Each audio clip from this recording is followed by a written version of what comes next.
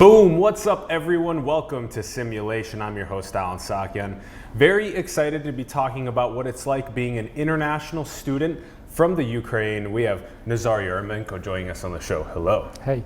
Thanks for coming on. Really My appreciate pleasure. it. I'm very grateful that we met at the BioCaptivate event and that you're doing Minerva School work, which is very exciting. For those that don't know, Minerva School is an awesome international school. We had Sidid bin Hassan on the show just 2 weeks ago, and now we have you. We have Alicia coming up next. Very excited, very excited. You're a freshman from Minerva School, very interested in biology and chemistry, and you can check out Nazar's links below in the bio. Let's start off with, we'll talk about everything with growing up in Ukraine and becoming an international student. But prior to that, you're born into this interesting playground called Earth, and you see this human experiment happening. There's almost 8 billion of us. Exponential technologies happening. What is your current take on the state of humanity? Well, I think it's the beauty of being 19 years old that I'm still learning a lot of things, and I am not sure that I have a complete understanding and complete opinion on what's happening. But I spent 17 years of my life in Ukraine, and I think most of the time I was not fully aware of what is happening, and I didn't think too much about the problems, about what other people are experiencing. But when I moved to San Francisco and when I was started learning a lot of new things, and I started being surrounded by people from all around the world, and they all shared their experiences. I think my mindset changed a lot, and that was the first time when I actually realized the amount of problems that humanity has right now, and I realized that to get some sense of purpose in my life, I have to choose one of these problems and maybe integrate it into my life and set a goal of contributing to solution to this problem. And I've known for a long time that I'm interested in biology and chemistry, and I realized that probably my part in this would be something connected to science and maybe things I can do by using my knowledge of science. And I realized that I'm really interested in biology, chemistry, and I would love to work in a lab, maybe do research. And I realized that for me, maybe I, of course, do not understand all of the problems that humanity has. I probably have some existential crisis from time to time that all of these homeless people in the streets, maybe I can help. But then I realized that if I want to help, if I want to actually have an impact, I have to I have to focus on something, and I have to put all of my effort into this. And I realized that science is definitely that thing I would be willing to put my effort in. And I think that I would like to be useful in any of the fields I can solve with science. Let it be food security, or I don't know, drug antibiotic resistance or something like that. I'm not sure right now, but I think I'm in the process of finding out what my passion is, and I think I will be able to do this throughout my college years. The way that you think about you're born into the world, and that you're going to find the most meaning or purpose by finding something that's a problem and taking it on and dedicating your life to working in that problem. That's so beautifully said, and it does provide humans with what I think maybe the most meaning in life is doing that process. And sometimes that process can even be as simple as raising a child too. It can be that It can be that process, and being a good parent. So, all right, so tell us about what it's like being born when? 2000. Oh my gosh. Oh my gosh. Okay, great. So you're born in 2000, crazy, and in Ukraine. Where in Ukraine were you born? Western part of Ukraine. The city next to, maybe a bigger city, Ivano-Frankivsk, maybe somebody heard, but it's a city called Kalush. It's 60,000 people, roughly. Okay. Not the biggest one, not the smallest one, a moderate city. Yes, very beautiful, it's kind of surrounded by mountains. We have Carpathian Mountains to the west from us. Mm-hmm. So I spent a lot of time there with my parents, but otherwise, it's a nice city, I think. 60,000 Yes. people. And so then how did you end up picking up what you were interested in? Well, my dad, he's a doctor. He's an orthopedic surgeon, and he never refused to like show me what he's doing and like take me to the hospital and take me to his surgeries. And I saw a lot of that stuff, and I think I never been afraid of that. But like the educational system in Ukraine is built in a way that we study a lot of subjects at once. So for example, like I had like 21 subjects, and like we have like different classes every day. So like it was kind of difficult for me to realize at first, because maybe in the beginning I was into history, but then I liked math, but then maybe like in 9th grade, I realized that I really enjoy learning biology and chemistry, and that was the time when I started participating in the Olympiads, and I realized that it was my passion to learn this. And like most of the people, when they were learning like biology or chemistry, they were really bored and like saying that like it's not interesting, not useful. But for me, it was actually like pleasure, and I spent a lot of time doing that, just like for the sakes of like, I don't know, pleasure, and like when I had free time.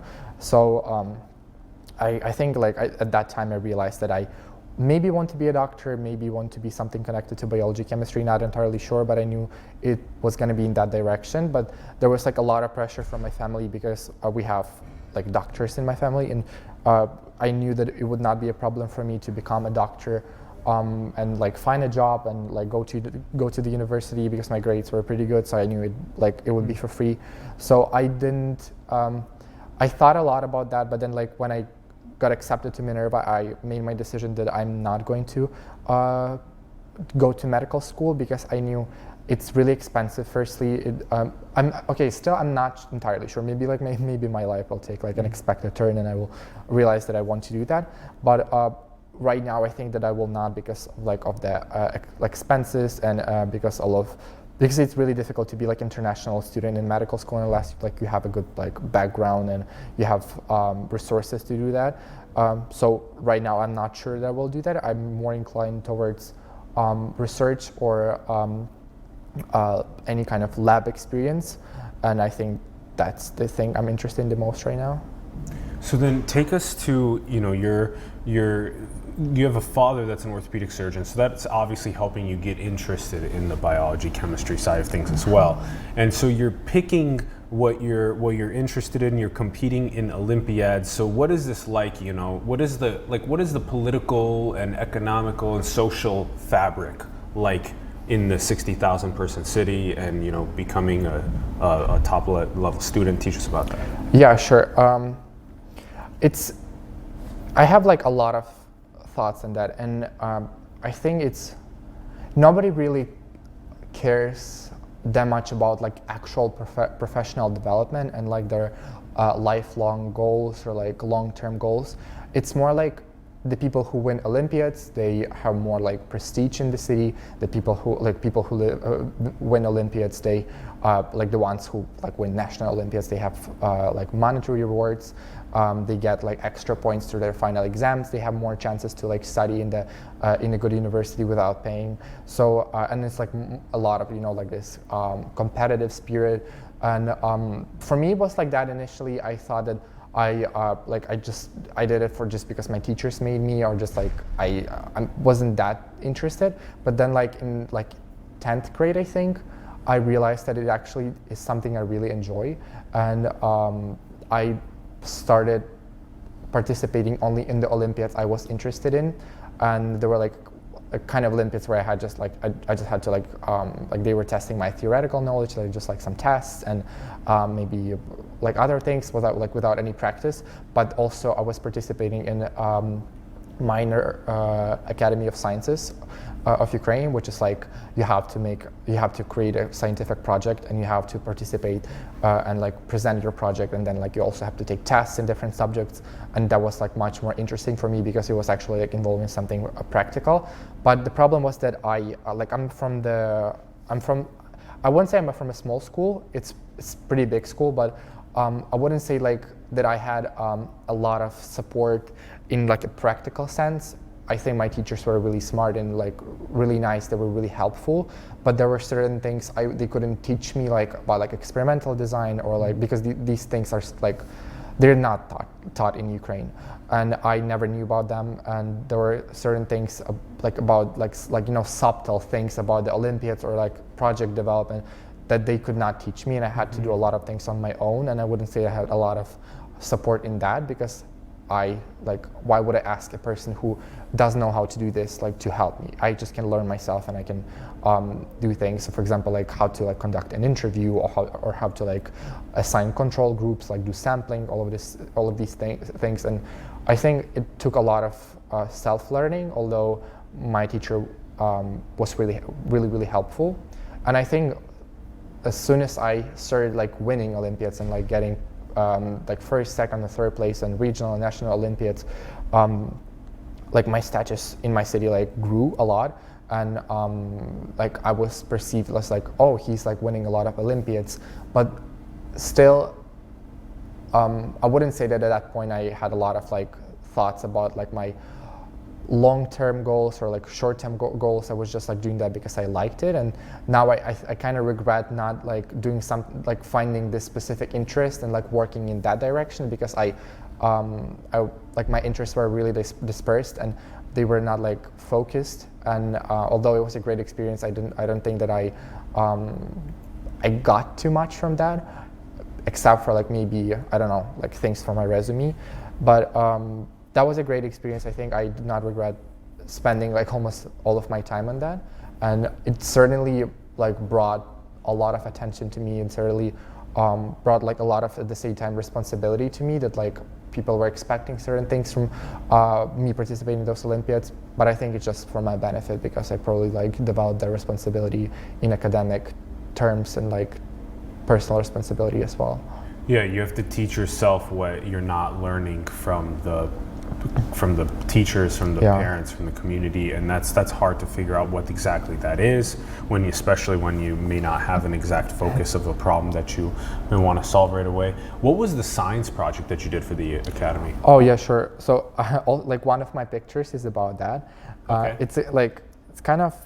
It's a funny story, because when I was in 10th grade, that I was Which doing. picture? I think it's the third. The third one? Okay. No, not the third one. The fourth one. Okay. Yeah.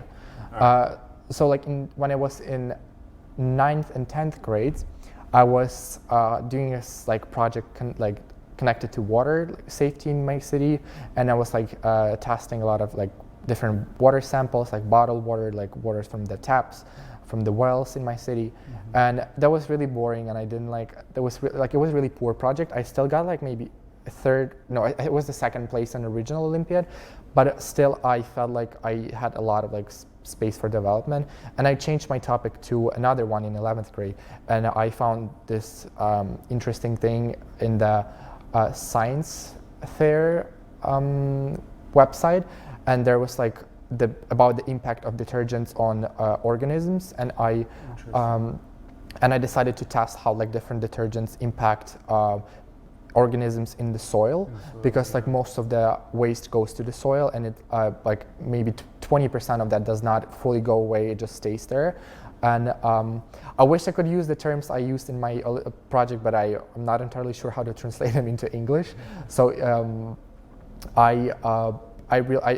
I took different samples of the soil, and I took 4 different types of detergent. Half of them were claiming that they're safe for the environment, half of them were not, and I was doing different dosages, and I was mixing them with soil, and I was trying to grow pea plants in them, and then I was watching how Californian worms were behaving in different dosages of these detergents in the soil. And then I was doing statistical analysis, correlation. And that's a funny picture, because this is my sister, she was helping me. It was all in my basement. My knowledge was really poor, and I knew nothing about sampling or study replication. And and maybe it was not that hard on a local or even the regional level. But then when I came to the national competition, most of my competitors, they were collaborating with the best labs in the Ukraine, and had mentors, professors from the universities, and their projects were so much better. I felt insecure about what I did, because it was literally in the basement of my house, and not fully adhere to the principles of like experimental design. But I think I did a good job in like presenting myself in a proper way, like like using my charisma probably, and like pointing out the problems in, because like, you know, when we listen to others projects, we could raise a hand and ask a question. So I was doing everything to like make sure that their projects, like the flaws in their projects were highlighted. And you know, like usually it's the case that people just get their projects from the mentors and they like do not do themselves, like do not do a lot of things themselves, so they cannot fully like present them, and they do not know all of the like subtle things. But I knew like everything about my project, so everything they were asking me I could answer. That's great. And I like presented myself. Yeah, I was like really confident in myself, and I did a really good job like in the theoretical part of that, and I got a second place, which was really like strange. I did not expect that at all, and I was like really proud of myself, because all of those people who like had beautiful experiments and like great projects, they didn't like actually, they were like, they ended up below me. So I still like have to get my like, I think they are paying me like $300 or something like that. I still have to go back to Ukraine and get them, because I left from Minerva as soon as they started sending the money, and they couldn't send it to my parents. So I'm excited about that. But that was an interesting experience, and it was probably like the only the time when I realized that I get like a sense of purpose from actually discovering things, like in like the interaction between humans and nature, and maybe like drawing some like potential consequences of that. And I realized that I really enjoy doing that, and I really would love to do that like in maybe more controlled environment with a person who actually knows what they're doing.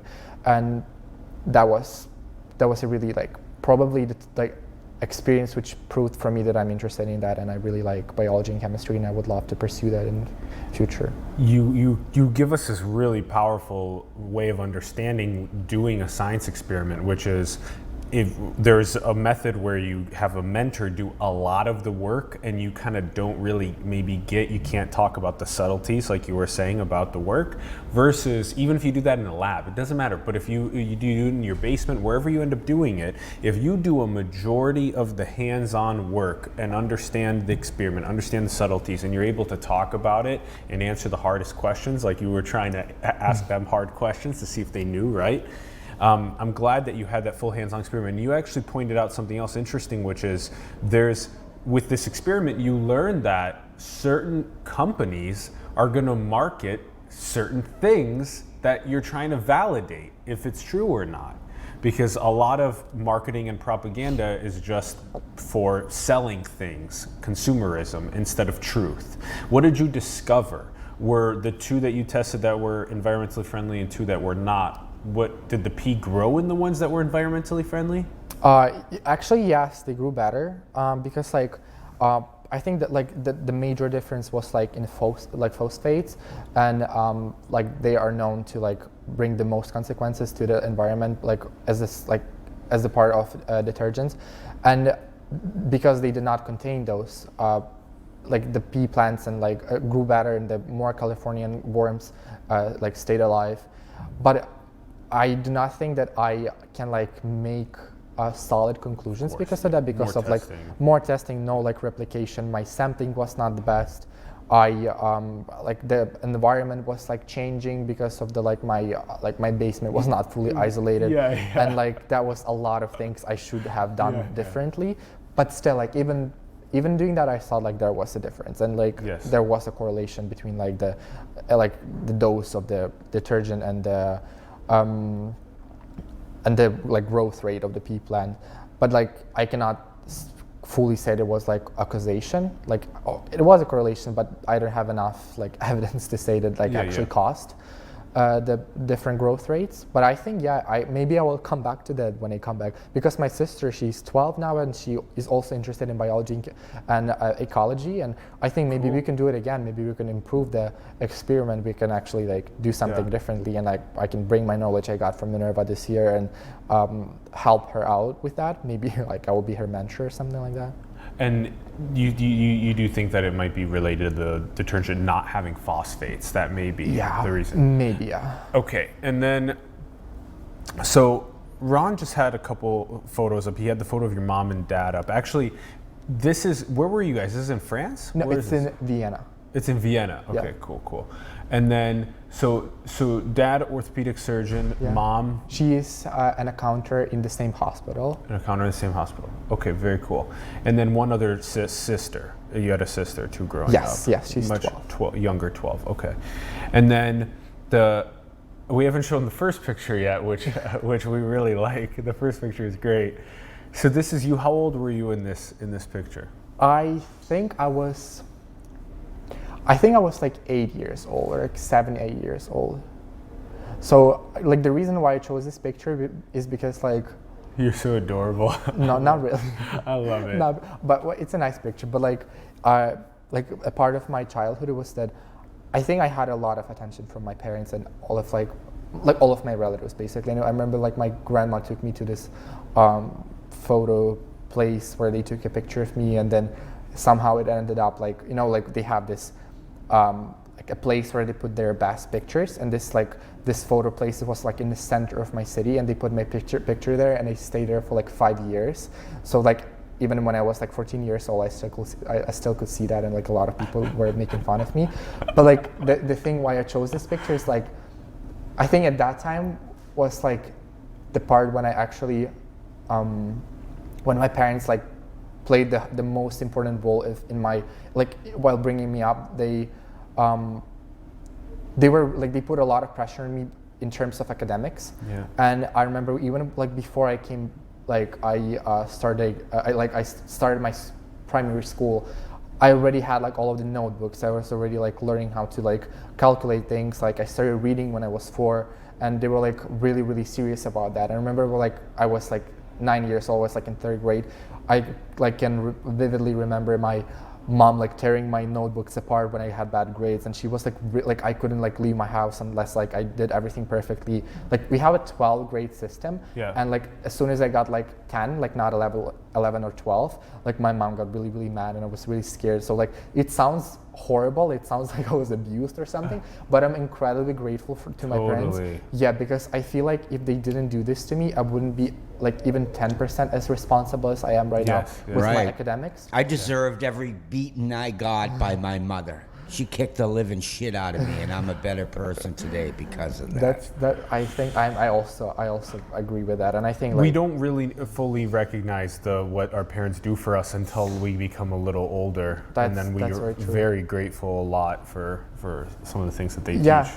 And I can already see a difference because my sister, I don't think they put as much effort in that. Like they do not, like I've heard my mom like yelling at her because of like bad grades maybe 2 times in my life, whereas for me it was like 2 times per day. So I think, and she's not as like even like 10% as responsible as me. She's like, oh, it's fine. Like she's definitely not like stupid or anything. Yeah. I love her a lot. I think she's really great for her age. Like she's much more mature than her peers. But she definitely doesn't care about education as much as I do. She's just like it's fine. I have to force her in a lot of ways. Yeah. So I feel like that's the difference in like the way our parents brought us up. Probably just like, I don't know, got lazy as they were, like, I don't know, as I was growing up, and they didn't, like, they probably were not expecting to be like, to put as much effort in her as they put in me because I was the first child.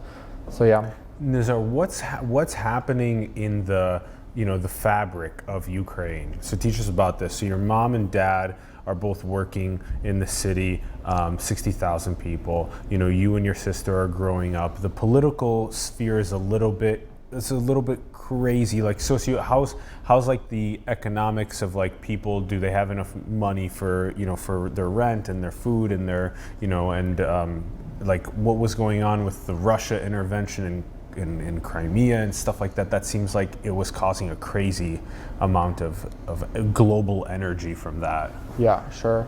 So I think up until 2014, before like the political thing with Russia started, I think that there's a lot of social economical inequality in Ukraine, and people who have money, they have like more access to better education, to better schools, to better level of education like overall. And I think that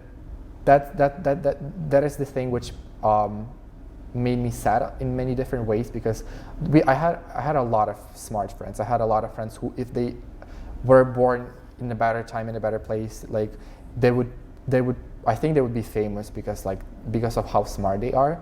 And it's just a matter of information access and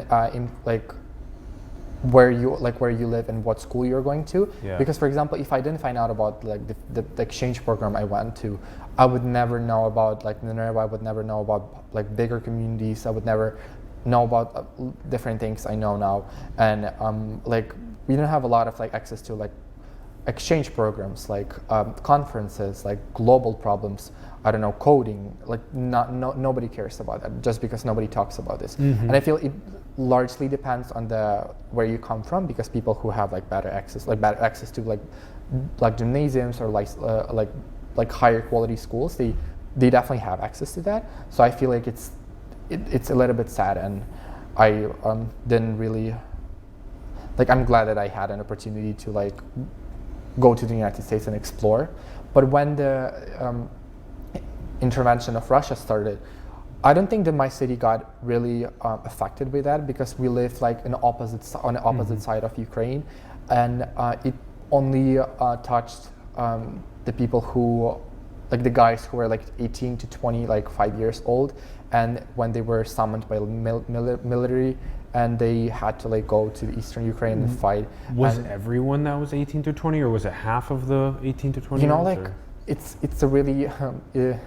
I'm not sure, because I was like 14 at that time, but I'm pretty sure that a lot of people were like got their I'm not drafted sure drafted, yeah, in. like this ladder. But a lot of people try to escape that, and a lot of people. Wow. You know, it's one thing when when we fight for like something we really care about. Like for example, when we had the like revolution in Kiev, when Yanukovych, like the president who refused to refused to sign the paper which basically could put Ukraine into like as a part of Europe and like make us more developed and like get like better connections with Europe. He decided not to do that because he chose to like collaborate with Russia, and a lot of people disagree with that, and they had a sense of purpose to go to Kiev and actually like send there and prove something. But like in eastern Ukraine, it really it lost its purpose really like fast, because they've been fighting over like nothing for like the last 2 years. Like there's literally nothing left in eastern Ukraine, and still a lot of people go there and they die. I think maybe a month ago my mom like went to a funeral because like a guy who was like 19 years old, he got shot by a sniper, and there's a lot of things happening. Like people hate, like a lot of people hate our current president, and we actually have elections tomorrow, so I'm not sure how it's going to turn out. But for the presidential slot? Yeah, presidential elections are happening tomorrow. So and is that a 4-year position? Yeah.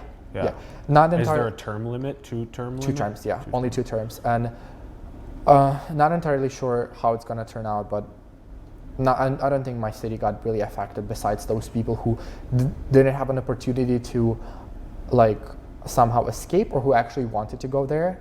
Because unfortunately going to eastern Ukraine became like a job, because people get much better paid there. In eastern Ukraine? It's not even like eastern Ukraine, it's just like military. Military. Yeah, they get paid like maybe 4 times as like people who work just on like regular jobs. Too. So it was not a matter of patriotism or like purpose. It was just because people wanted to earn money. So and then is the political party like kind of like a 2-party system, and is it kind of like a conservative and a progressive party, or what is it like? Tell us about. I don't think so. I don't think that I don't think there's like this huge distinction. We have parties, but I never heard that they had like, they just, you know, like they feed us with all these like, we are gonna do this and this, like your life is gonna get much better. There are of course like more like radical parties. Like, and they're like, their campaigns are like ridiculous. Like I sometimes read them, and I both like want to laugh and cry, because some like they said like feminism like is the death for the Ukrainian family, and like all of these like things, you know, it's just ridiculous. And I don't think a lot of people support them, so I don't really care, because I know they're never gonna like get any power, because people are not that like outdated. But it's not like that parties have their strong like position, and like Republican or Democratic, it's not like that. It's just like who gives better promises and who it's I don't think it's like that. It's that way all across the board. If you travel to each country and met the government of each country, you're going to meet the same people. It's the same collective soul that are governing us. We need to go beyond that. Self-governance, lose our quest to be led or rule or governed. So keep up the good work, Nazar. We're all counting on you. And then what about so then you were teaching us about the exchange programs, right? You learned that these exchange programs exist, and then the one was in DC, right? One of them was there?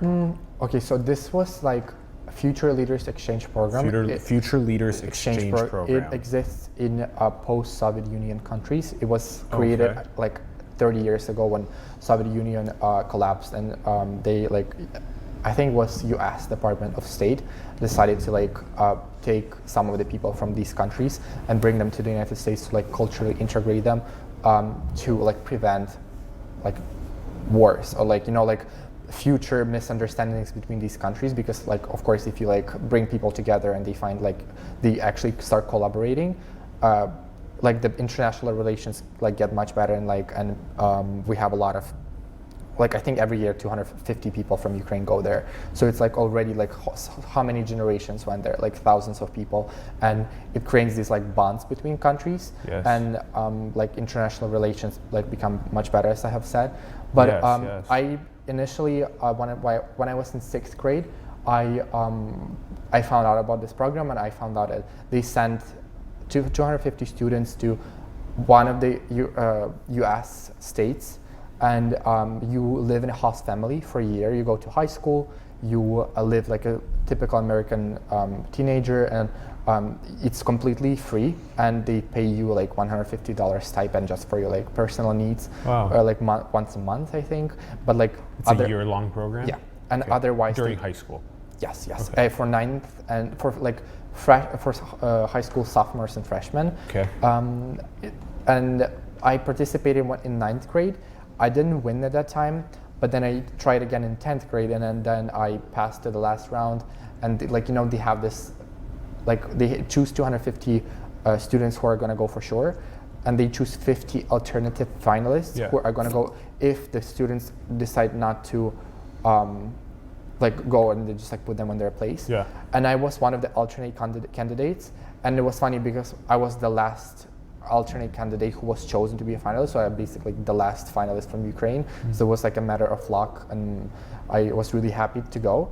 So and my parents Where did you go? Which state? Michigan. You went to Michigan. Yeah. And that's why you have the pictures of Chicago, right? Yeah. So let's pull those pictures of Chicago up. So you had one in front of the bean. Yeah, but the last one is actually from this year. And this is from this is a skyline picture. This one is from this year. This one's from this year. Yeah, it was like from 2 months ago. Oh, from 2 months ago. You revisited. Yeah. Oh, the family. You revisited the family. Yeah.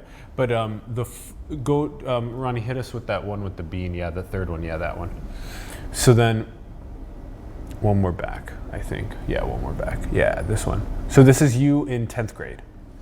Yes, I was 17 actually. I just turned 17 that month. And who are you with? It's one of my best friends, Christina, and she lived in Wisconsin. We are from the same generation. Yeah. And my host mother, she was a like amazing woman. She took me like I cannot describe how great she was.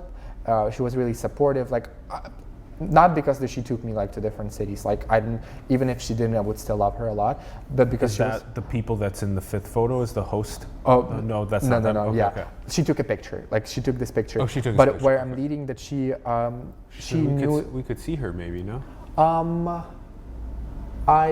not sure actually. Okay. I don't see her here. And she found out that I have a friend from Wisconsin, and she suggested to like go to Wisconsin, pick her up, and to take us to Chicago. And she took us like, and we spent 3 days there, and she paid like for us for everything, for city pass. Yeah. And I wouldn't say that she's like rich or wealthy. She's like she's a single mom. She like has like adopted child with Down syndrome, and she's a music teacher. Wow. So of course she has like enough money to live, but I don't think that anyone else in this like position would like just give money to exchange student and take them to different cities, and that was not the only time. Unless they have a very good soul, you know. She's amazing. Yeah. Like she adopted two children. She Wow. like she's amazing.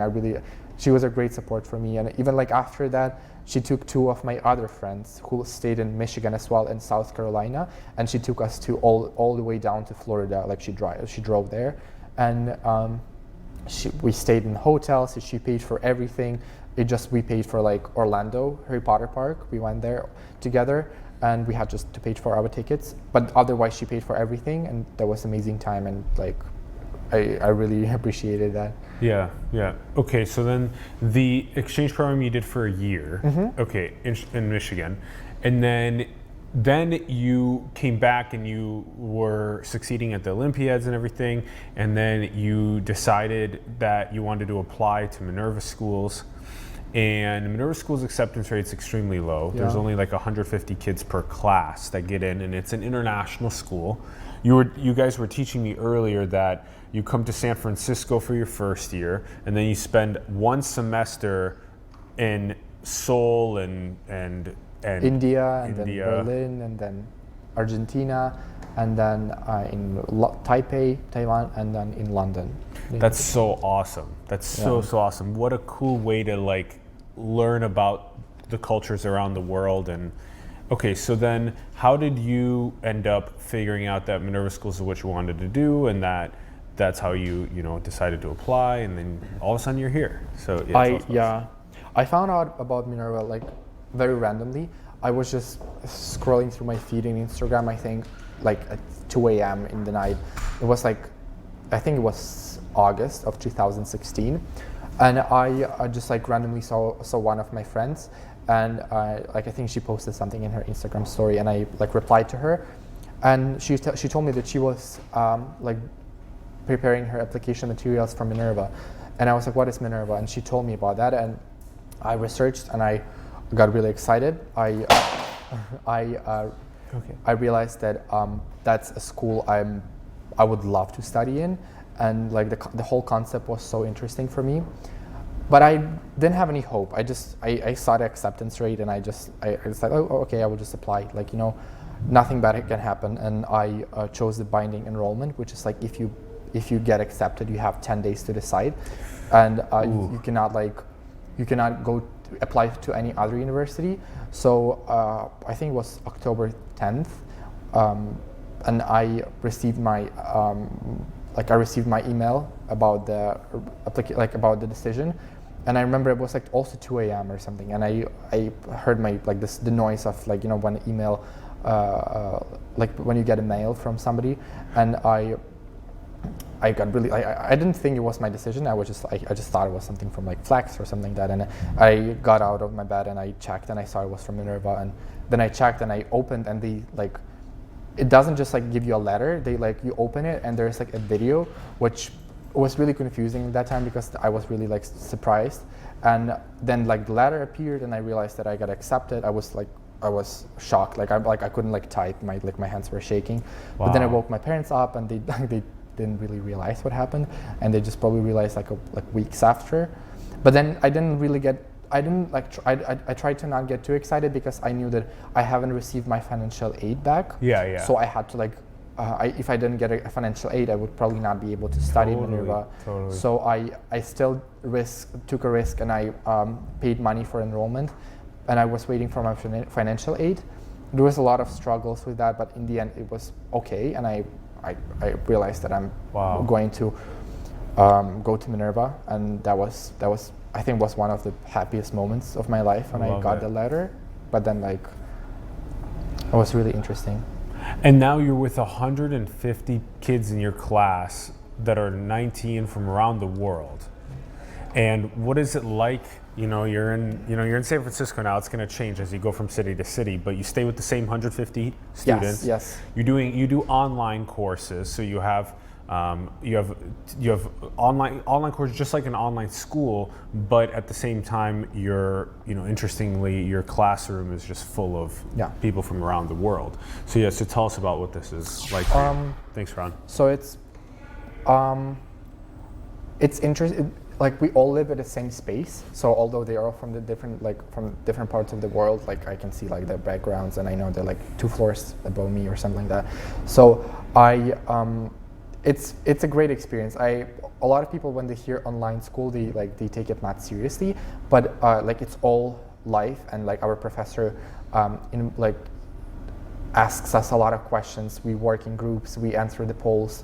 There's a lot of activity, and if you come to the class unprepared, you will definitely not be able to go through the class because of the amount of times the teacher will ask you like directly, and it's not like that you can just come unprepared. Like we have a lot of preparation for each class, and it's like basically self-teaching because we discuss a lot of things, and we just like get some feedback during the class. And we don't have tests, so we have like the assignments. A lot of them are location based, so we have to go out to the city and work with go to different places. That's great. Give us some examples of where you go out in the city. For example, in the last year, we were learning about utopia and dystopia in multimodal communication course, and we had to choose one of the one of the sites in San Francisco, and we had to go there and observe it for 5 hours, see how people interact with it, and write a 1,500 words paper about what elements of utopia and dystopia this place bears. So for example, a week ago I had to make a survey in the city, and I had to create a hypothesis about why people age. And for example, my hypothesis was that people who if there is a correlation between the amount of time people use social media and amount of times they exercise, for example, if they use social media more, exercise less, then they are more prone for certain diseases, and they have lesser life expectancy. So I had to go and ask a lot of people and make them take the survey, and that involves a lot of engagement with the city, and it's the same with every city. So there's project-based assignments that you go out into the city. Yes. That's so great. That hands-on experimenting and hypothesis and testing. This is so important. Yeah. Now with what have you learned from the other students from around the world that you get to hang out with? Oh, a lot of things. I think I discovered a lot of amazing things, and especially with the people I hang out more with. I have 2 best friends, a guy from Uruguay and a girl from Hungary, and we travel a lot together, and it was really interesting for me to find out about the things which happen in their countries. Yes. The things which are happening in Hungary right now with the dictatorship, and I never knew about that before, and I never knew a lot about Uruguay, and I don't think I have certain examples about. They're just a lot of mesmerizing things. For example, I never knew, Alicia told me 2 weeks ago that, for example, in China a lot of they don't usually use cash money, and even the people, the homeless people, they have QR codes to ask for money, and I was that's so interesting. I never even have an idea about this. So never had idea, and I know that there's so much more to learn from those people, and that's I think that's the best part about living with people from 50 countries. And they're all different. They all have beautiful personalities. Every week we have Minerva Talks, so people from present their own present themselves, and then we have 10-on-ones where people present their countries. So it's a lot of new information and great time. So Minerva Talks is where you guys give presentations about your upbringing and who you are to the rest of the class. Yes. Oh, such a good idea. Yeah, that's awesome. And we have that every week. And every we week. just have to sign up. And there's 5 presentations or something. Not really. 10? It's not really. It's every week. It's one person. Because we have 5 years. 4 years. So you have 4 years. And every week, I think it's going to be enough. One person. Yeah, that's true. Interesting. That's so cool. I love the way that you explain that if you have a friend from a different part of the world and you ask them questions, about who they are, what their life was like. You can learn so much about the world through their experiences around the world. And it's much, I think it gives you a deeper potentially source of information than just reading an article about something, about some part of the world. You can get that firsthand experience from someone else. And I think that's very beautiful. And then, okay, so it's interest in biology and chemistry, just exploring, continuing to explore. One of the things you mentioned at the very beginning was very cool, was that you want to find the problem and you want to work towards it every single day. That's a very beautiful thing that will definitely bring lots of meaning, purpose in life. What would you say has been a big takeaway for you in this generation? You know, you're born in 2000. You've had the phone since you were a kid. You know, you've had access to the internet since you were a kid. So, to the unlimited amount of information, what do you think has been a big takeaway for you growing up with your generation in this age? Well, I think that all of us are really privileged to have like access to the information we have. And like, for example, my dad kept telling that to me a lot when I was a kid, that when he was like 10 or like 15 years old, he had to go to the library and like learn a lot about things just like from limited sources. And now like that I have so many opportunities, I feel like the biggest takeaway is that a lot of people misuse and they do not take the full advantage of what they have. And especially back in my city, people mostly use internet for social media and like wasting their time watching YouTube. But then there's so much more than that. Yes. And all of the like internships I'm looking for, all of the information I find, all of the like things which are interesting for me, it just takes like 5 seconds to Google it. And I realized that maybe like 3 or 2 years ago that I don't want to lose this opportunity, and I want to take a full advantage of the like access I have. And I've been like looking for all of the conferences about like opportunities in my country, and like even organizing projects. It's so much easier now to like involve people because of the access to social media, and I can like gather so many people and I can share the ideas so much easier. And like I think it's beautiful that I have this opportunity, and it's really sad that people do not really use it. Like maybe in the United States they kind of, some of the people do, but in Ukraine not at all. And I feel like there's a lot of things to explore, there's a lot of things to share. And I feel like I never knew about coding, and I thought like I had a lot of misconceptions about like coding. And now I understand such an interesting thing, and I can go back to Ukraine and like make a small workshop which can like change like lives of many people. And that's, I think it's amazing that I have this opportunity. That's the way to use technology. You go and learn about a skill, you set up a group where people can come and learn about that skill. That's a great way to use it. And there's a lot of distractive things that are edging into that we need to push away and focus on what the signal is. Do you have any concerns about artificial intelligence or synthetic biology or brain-computer interfaces or any of those things? And do you think that the Generation Z can tackle those challenges? Well, of course, like I don't think that I constantly think about them, like simply because I feel like there are much more serious problems which are approaching, and like I think they should be cared about the most right now. But of course, like which ones? I don't know, like global warming, climate change, and like food security, and like overpopulation, and like antibiotic resistance.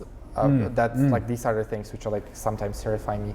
But of course I think that yes, there are potential risks, and even in Minerva we had like this part when we were thinking like when we were discussing whether cloning is ethical or not. And I thought a lot about this, and I realized that yes, there are risks, but risks like there would be in any case. They are everywhere, and I think I can participate in like mitigating these risks when I like actually have an opportunity, when I actually become a part of the network of people who like have control over certain things. And I don't think I can like do a lot now because there's no too much like dangers from the things people are doing right now with science. But of course, it can go wrong easily. And I don't want to discuss like the problems which are not like impacting a lot of people right now. It's And I interesting think, that you put food security as a more of a major problem than like AI and synthetic biology and stuff like that. That's very interesting. Yeah, Right yeah. now, yes, of course. Like maybe in future that will be much interesting, like much more serious problem. But like That's very I don't think that important, more yeah. people are dying because of that artificial intelligence right now That's than correct. of food security. Yeah. So I think like we have to like tackle the problems which are feasible right now Yeah, yeah. instead of thinking how can we solve the problems which will happen like in 50 years, because why would we do this? We should like, who knows if Very we good will point. Yeah. who knows if we will survive until like 2050 if we keep like doing the things we are doing right now. So what's the We reason? we have to grow up ethically and morally in many ways. Yeah. There's our couple questions, okay? Yeah, sure. First question is, are we alone in the cosmos? Well, I really don't think so. Like even like thinking about the probability, what are the chances that only like out of the billions and millions of like stars in the universe we are not aware of, that we are the only ones? And I really think that we are not alone. I also don't think that I will be in the generation which discovers the things like the extraterrestrial life, because I think that we are not at the part of the progress which will allow us to like take the full potential of like the solar energy to like fly that far away. But I think that I tend to believe that we are not alone, because like thinking about that just slightly gives me anxiety and like makes me uncomfortable. So I prefer to believe that we are not, and maybe like my grandchildren will be witnesses of like some other forms of life. And then the next question is, do you believe we are in a simulation? Oh, that's also an interesting question. Like I think a month ago I was discussing this with my friend, that like that would be interesting if we were just like an experiment of like some more like developed civilization. Yeah. And you know, like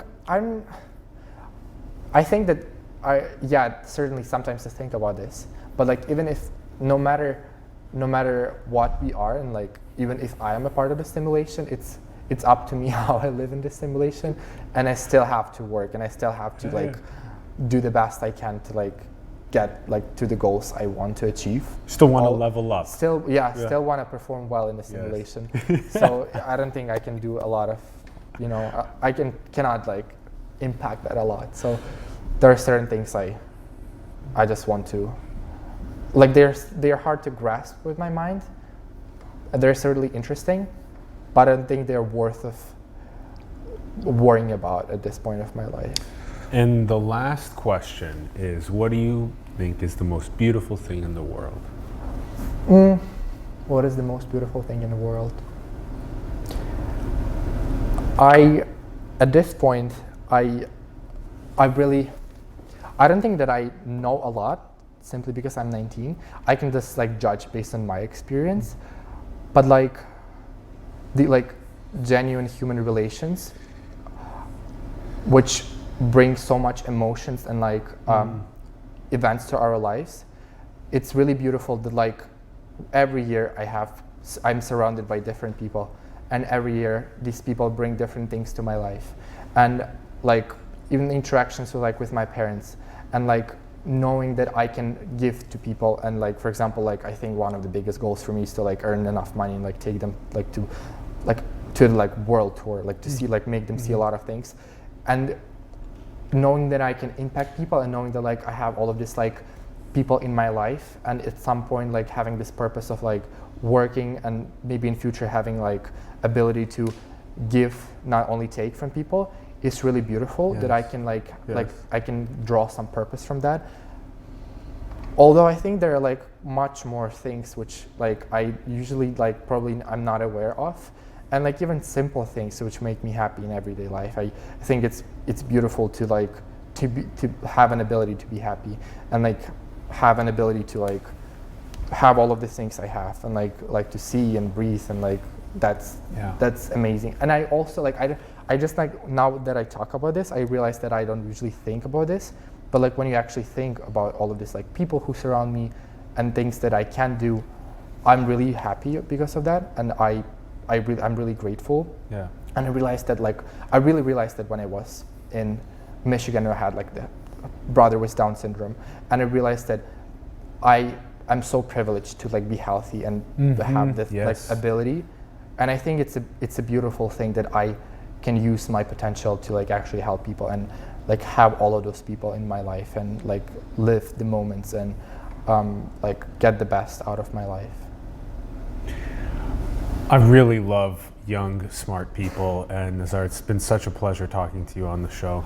Sure. Thank you for coming on. We need more of these really powerful 19-year-olds that have these just beautiful minds that are trying to partake in solving some of the world's biggest challenges and hustling. So thank you for that, and thanks for inspiring others to do the same. Sure, that's my pleasure. Love it, love it. Thank you everyone for tuning in. We greatly appreciate you. We would love to hear your thoughts in the comments below. Let us know about what we talked about in this episode. Go and talk to other people about it as well. Go and share the good messages. Huge shout out to Ron Vargas, our producer and director. We love you very much. Thank you, thank you.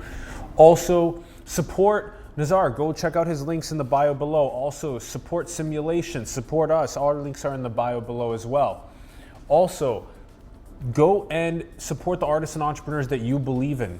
Hook them up. Go and help them build, help them create. And build your dreams, manifest your destiny into the world, everyone. We love you so much. Thank you, and we will see you soon. Peace.